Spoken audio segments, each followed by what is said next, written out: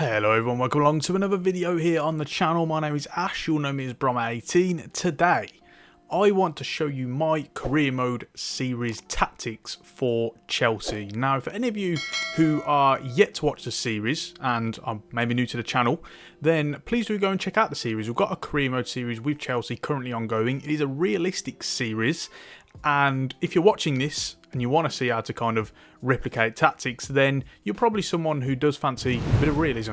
And as a result, you might really enjoy my realistic career mode series. So do go and check that one out on the channel. A lot of you have been asking for it, want to know what the tactics are. And finally, I guess, in what is an episode 3.5 of the series, I can show you what we have. Now, before we do get into it, I just quickly want to say, if you haven't done so already, make sure to check out my Patreon. The link to that is down below. On there, you can get access to a range of fantastic perks, including my FIFA 23 tactics package, where I give deep dives and breakdowns, rankings and ratings on every tactic that I do cover on the channel. You can also see all of the instructions written out, so you don't have to go back and watch the video again. On top of that, there's a whole host of other perks as well: Discord server access, behind the scenes videos, exclusive tactics videos, and a whole lot more as well. Great way to support the channel and get some good perks. With that being said, hit the subscribe button if you haven't done so already and you want to see more regular content, and let's get into the tactic. So then, first things first, what do we have? Well, we tried to replicate what we thought would be the tactic for Graham Potter going forward. At the time of kind of starting this career mode, they'd only played one game, and so we didn't know for sure what kind of system they were going to be. So we went for this kind of 3-4-3 and just tried to implement the philosophies of Graham Potter and also suit the personnel as much as we could. So you have to start off with the 3-5-2 tactic, which in this case has kind of 2 defensive midfielders, a cam and 2 strikers in order to get this system. Then what you want to do, first things first, is you want to move one of the defensive midfielders to central midfield. So in this case, we've gone for the right defensive midfielder. He is now at centre midfield, and the defensive midfielder is CDM. And what we found with this is opposed to originally when we had 2 defensive midfielders, now he will get further forward and he supports attacks. Beforehand, we were struggling to score a lot of goals, and I think changing this has really kind of improved the tactic twofold, really. And so as a result, we've moved into central midfield and we've got more support now for those attacking moves. With regards to the forwards, naturally you're going to want to move one striker just into the centre, and the 2 are going to be attacking midfielders. So you want to move the one cam to left attacking midfield and the other cam to right attacking midfield. And what this is going to do is you can only have one cam on the pitch at a time. So one of them would have to be right or left attacking midfielder anyway. But with this case, they're going to come out a bit more and support the wing backs. It's also important to note that these guys are right and left midfielders as opposed to wing backs. We've also got a attacking game plan, which I'll show you very, very shortly as well. But first things first, before we do get into that, let me show you what we have for the tactics side of things. So, press after possession loss with defensive style, and then the width is 34. With us having a free back, we are able this time to kind of spread out a little bit more, as opposed to having something very, very narrow, because you don't need to leave so many we don't need to worry about having so many gaps in between the defenders, with them being 3 instead of 2. So we've gone for 34. I like a nice even number personally. That's just a bit of a superstitious thing, so bear that one in mind. And then the depth is on 70, giving us a high line. This will increase a little bit when we do get to the attacking game plan, but 70 is a nice kind of round number. It's also important to note that I have often been using the teammate contain and the team press function in game as well to really supplement this press after possession loss, so that we can try and press them sometimes when we need to, in terms of up the pitch a little bit more, a bit further at the field when they're kind of playing themselves into trouble a little bit. So this just allows us to do that as well. Offensively, what do we have? Well, build-up plays, slow build-up, allowing us to be able to play out from the back on goalkeeper restarts. Players will drop into the box and show for the ball, and that is what we're looking to do, as we try and play through the thirds if and when we can. And then chance creation is on forward runs, and something that we tried to replicate from a Graham Potter kind of system is that, you know, ultimately his philosophy and his systems are built on that kind of high volume of movement, lots of kind of mobility from particularly the front men, but also the likes of the wing backs as well, and even the central midfielders. And that's really what we were trying to do there. The width is on 60, And this was kind of really tough to kind of get right, but in the end we settled on 60. And what this does is, we don't want it too wide because we still want that emphasis on lots of short kind of quick interchanges in the central areas. We want to try and build up through the middle when we can, but often that's not possible because the middle is very much crowded out. So the wing backs are going to be very important, and on top of that, in order to support those wing backs and be able to kind of create on the wings, in the sides as well as in the middle, you want the kind of attacking midfielders to come and support them. And with it on 60, it's going to allow them to do that a little bit more. They're kind of spaced out a bit more, and they're going to support the wing backs. You don't want it too wide because then you're noticing too many gaps in between all of the players, the kind of vertical lines, I guess. And as a result, it's a bit harder to retain possession. Also, when you are kind of too wide, you have to kind of bear in mind the fact that you are going to be stretched out if and when you do lose possession. You're going to be vulnerable to the transitions of the opposition team.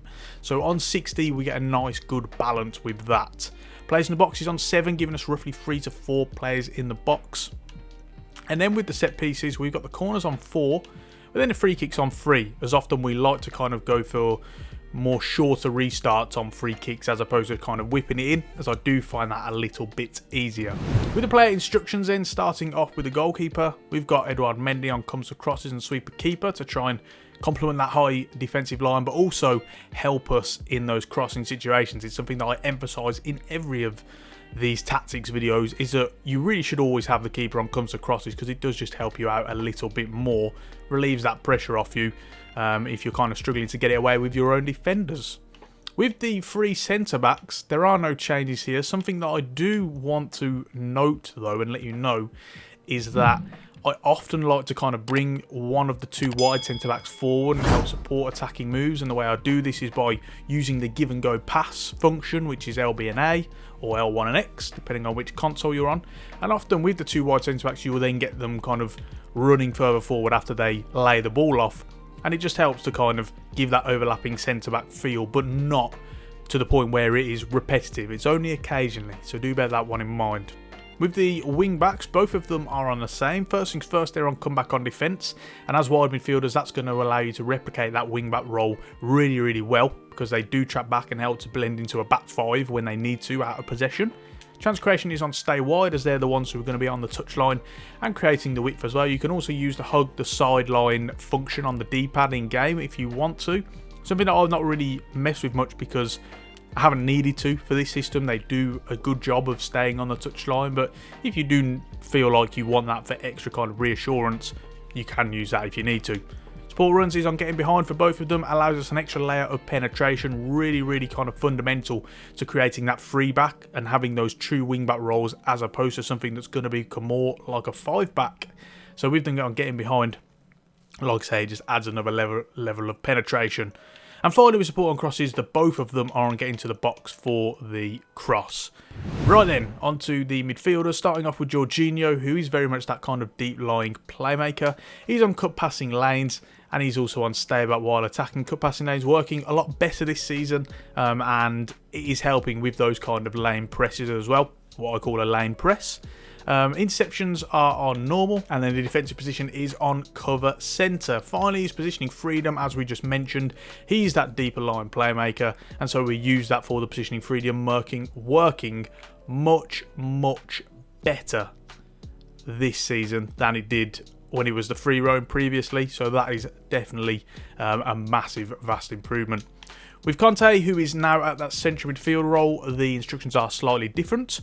We have him on stay on the edge of the box or the cross because we don't want him as an out-and-out box-to-box midfielder. We just want him supporting the attacking moves more. So we have him on stay on the edge of the box, but for them for attacking support, he's unbalanced.